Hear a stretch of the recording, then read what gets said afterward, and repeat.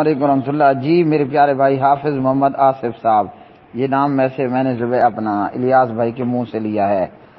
حافظ محمد آصف صاحب، سوال ہے آپ ابھی اوپر سوال ہوا حق مہر کے حوالے سے۔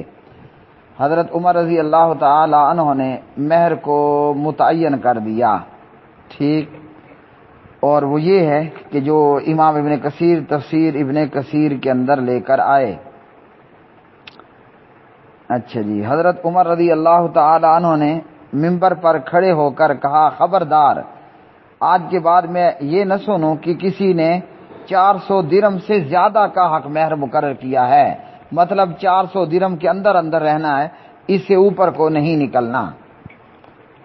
تو جناب عمر رضی اللہ تعالی عنہ یہ کہہ کر جب نیچے اتر آئے تو ایک قریشیہ عورت عمر رضی اللہ تعالی عنہ کے سامنے آتی ہیں اور کہتی ہیں کہ آپ نے حق مہر کو 400 درہم کے اندر محدود کر دیا ہے۔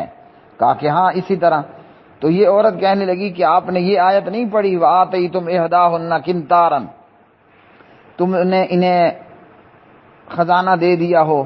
تو عمر رضی اللہ تعالیٰ عنہ کہنے لگے، مجھے معاف فرمائے اللہ تعالیٰ کہ عمر سے تو ہر شخص زیادہ سمجھدار ہے۔ واپس گئے اور ممبر پر کھڑے ہو کر کہا کہ اے لوگوں، میں نے تمہیں 400 درہم سے زیادہ مہر مقرر کرنے سے روک دیا تھا، اب جس کا جتنا دل چاہتا ہے، جو جتنا دینا چاہے کر سکتا ہے۔ یہ روایت ہے ابو یعلا میں، اور ابن کثیر کی تحقیق اور تخریج میں کمران طاہر صاحب اور تحقیق نظر ثانی حافظ زبیر علی زئی صاحب رحمہ اللہ کی ہے، یہ ضعیف ہے جی سندن۔